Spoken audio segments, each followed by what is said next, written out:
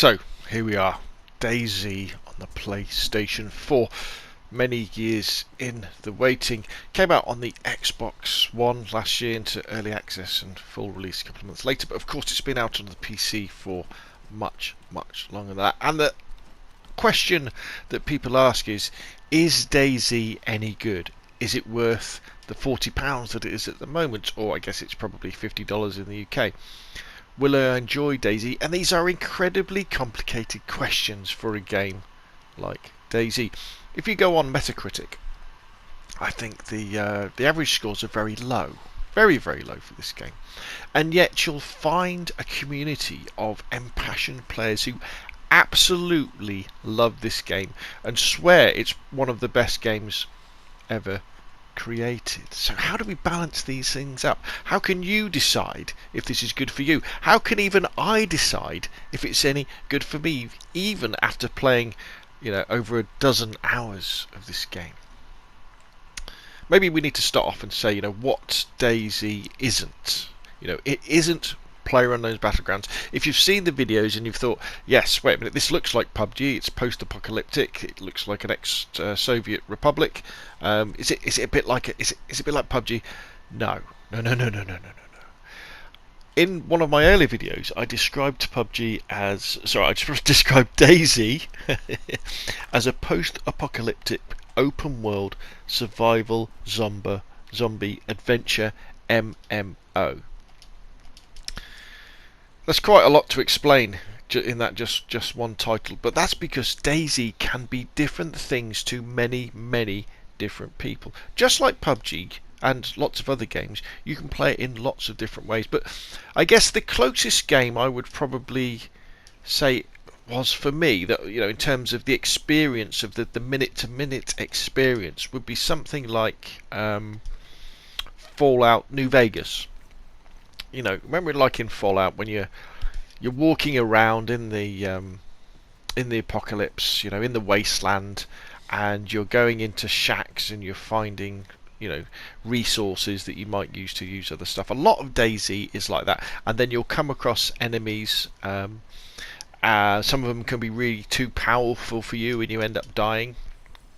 And then you'll find places. You go, oh wow, what's this place? Maybe you'll find the entrance to a vault or something like that, and you have these moments of wonderment as your travails in exploration sort of come to fruit, and you kind of have those experiences.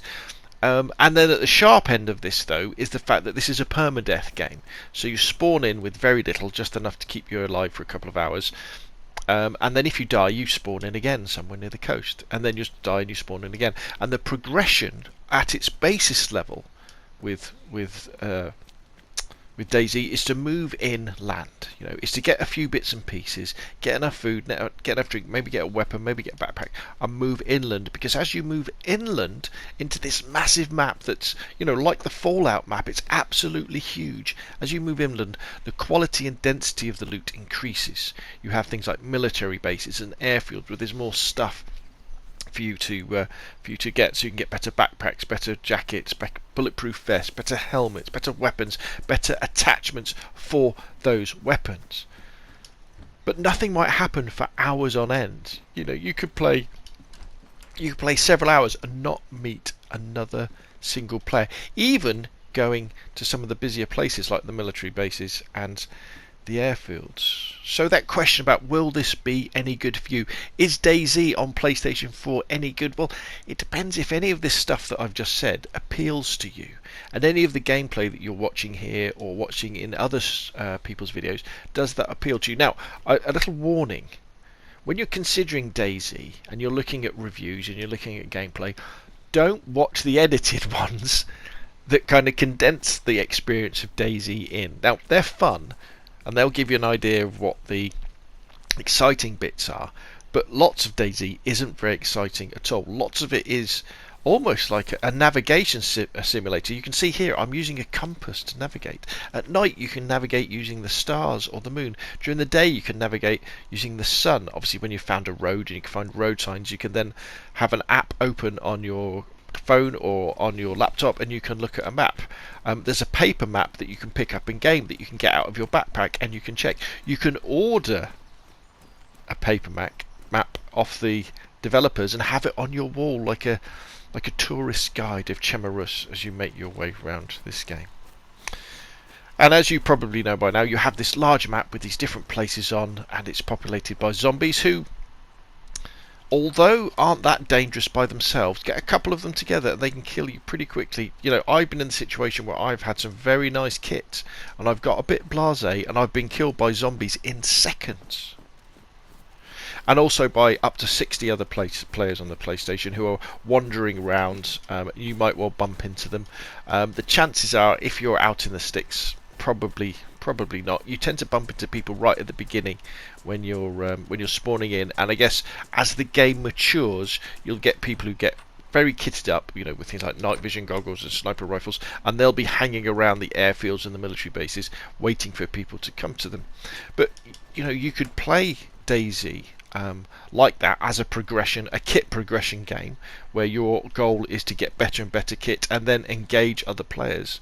Or it could be simply, you know, to get some nice kit, so to get an assault rifle, to get a nice backpack, some nice stuff, and then just move around the map, exploring and surviving, going from town to town, getting food, catching chickens, cooking chickens, eating, getting drinks, doing that. You can meet up with friends, and then you could say, okay, let's explore. You could do a bit of role playing. You could say, well, actually, what we're going to be bandits. We're going to be nasty people. We're going to ambush other players. We're going to take them captive. Or maybe you could say, actually, we're going to be like the police. We're going to be the good guys. We're going to go around finding people who are doing that, and we're going to kill them.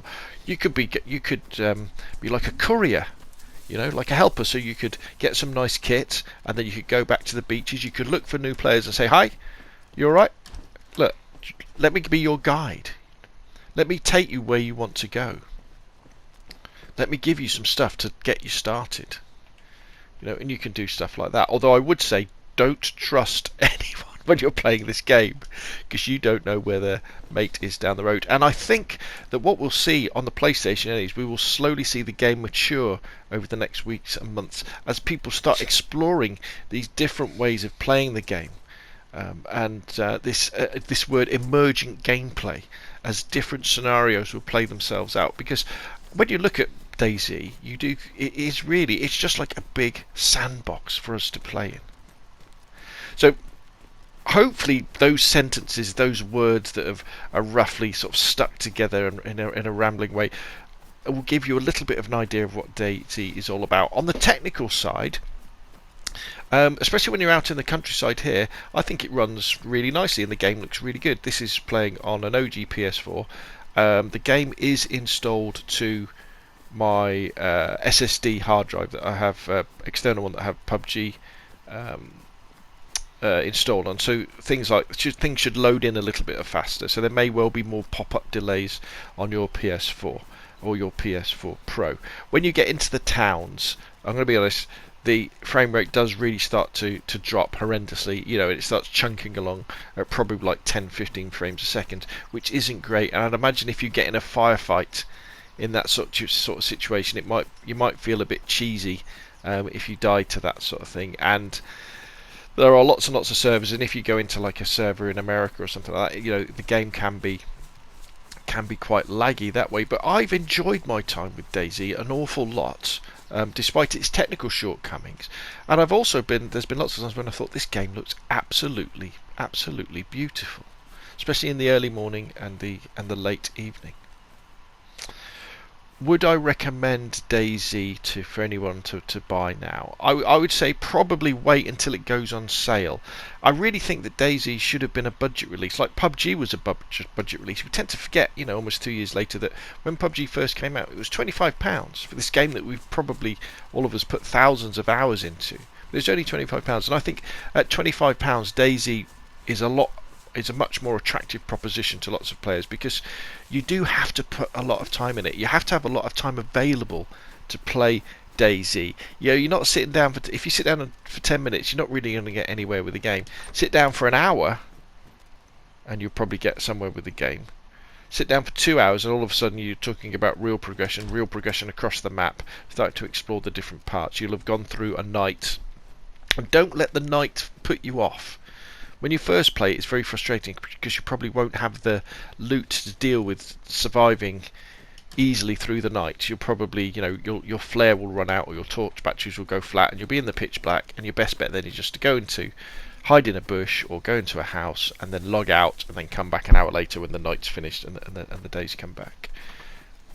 But as you get more loot, you'll have more flares, you'll have more batteries, you'll have head torches, you'll have torches for your guns, you'll know how to craft torches out of sticks and bandages and light them with matches, and you'll be able to do all that stuff, and that is it makes the night one of the more atmospheric parts of DayZ. And don't get me wrong, DayZ does have some really good atmosphere when you're just trudging along in the countryside like I am now in this video. It's nice and relaxing, but as you're approaching a town or a base, the tension starts to ramp up. Will there be people there? Is someone watching me through a sniper scope right now?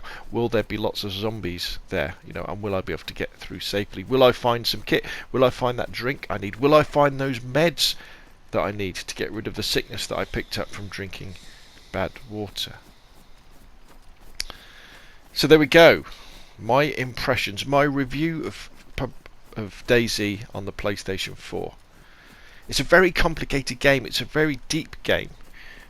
That statement that it's a post-apocalyptic open-world survival zombie adventure MMO stands. But at heart, I think it's this fantastic sandbox that we and our friends can play in. It's a sandbox of zombies,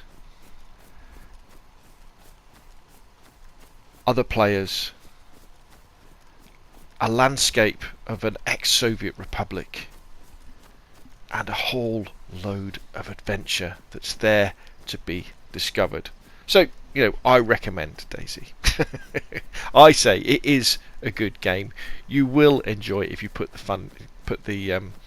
time into it, and you need to spend a lot of time watching videos about tutorials about what you can do in DayZ, what people do in DayZ, and really dive into the game that way. But there we go. If that's a review, I hope it's helpful. I hope it takes you towards your decision about whether you should get it or not. But again, I would also say just watch loads of raw, unedited gameplay so you can see what you'll actually be doing, and then you can decide, do I have time for this game? But if you've got any other specific questions, please feel free to put them in the comments section below the video. I'll try and get round to answering them. If you've enjoyed the video, hit like. Hopefully this one's less rambling than my first impressions video that annoyed quite a lot of people. Sorry for that. And if you like the channel, hit subscribe. If you want to support the channel, hit the Patreon link. Thank you very much, and I'll see you again soon.